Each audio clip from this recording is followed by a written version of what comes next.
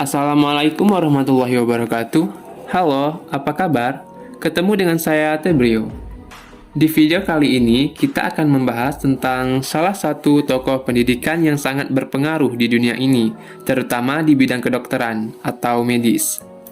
Nah, kalian pernah mikir nggak sih, kalau semisalnya nih, nggak ada revolusi medis di dunia ini, terus orang-orang bakalan berobat kemana coba? Apakah orang-orang bakalan ke dukun?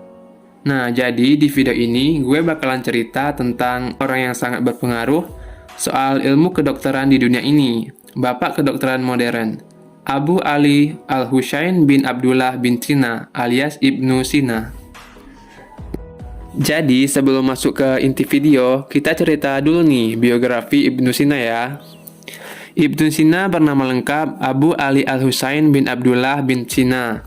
Ibnu Sina lahir pada 980 di Afshahna, daerah dekat Bukhara, sekarang wilayah Uzbekistan, dan meninggal bulan Juni 1037 di Hamadan, Persia, yang sekarang Persia disebut juga dengan Iran. Kenapa dulu disebut Persia? Ya, karena Persia adalah nama lama Iran. Itu diberikan oleh orang Yunani, sementara orang Iran selalu menyebut negara mereka Iran. Baru pada tahun 1935, Reza Shah Pahlavi meminta masyarakat internasional untuk mulai menyebut negara itu sebagai Iran dan bukan Persia. Dan sejak saat itu, Iran telah digunakan.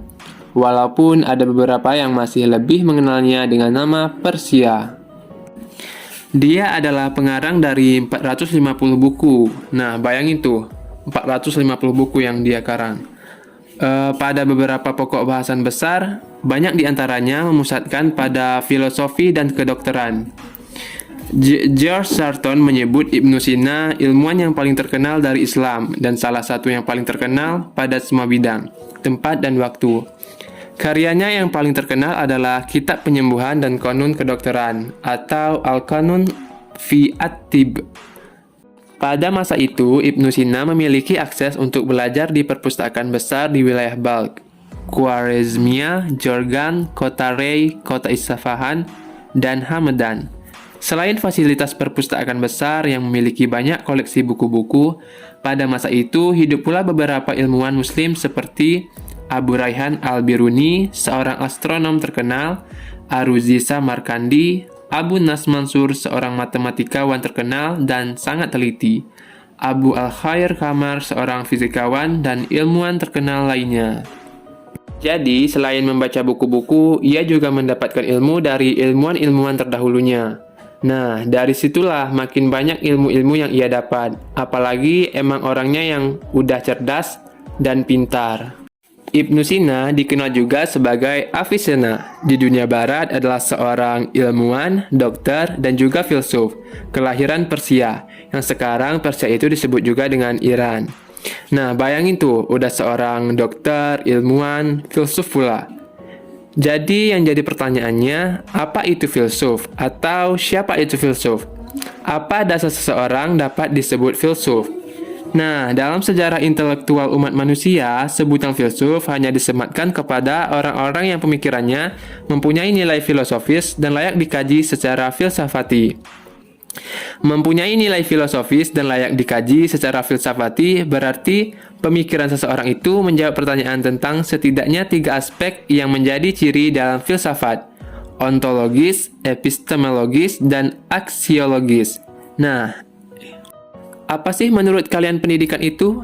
Apakah agar kita bisa menjadi pintar? Atau bisa menguasai banyak hal yang tidak kita bisa? Nah, jadi menurut Ibnu Sina, bahwa tujuan pendidikan harus diarahkan pada pengembangan seluruh potensi yang dimiliki seseorang ke arah perkembangan yang sempurna, yaitu perkembangan fisik, intelektual, dan budi pekerti. Selain itu, tujuan pendidikan menurut Ibnu Sina harus diarahkan pada upaya mempersiapkan seseorang agar dapat hidup di masyarakat secara bersama dengan melakukan pekerjaan atau keahlian yang dipilihnya sesuai dengan bakat, kesiapan, kecenderungan, dan potensi yang dimilikinya. Jadi, tidak memaksa kita untuk bisa apa yang kita tidak bisa ya. Sebelum video ini saya akhiri, ada salah satu kata-kata dari Ibnu Sina yang saya tahu, yaitu Kepanikan adalah separuh penyakit, ketenangan adalah separuh obat, dan kesabaran adalah permulaan kesembuhan. Mungkin cukup sampai di sini. Saya Tebrio. Wassalamualaikum warahmatullahi wabarakatuh and goodbye.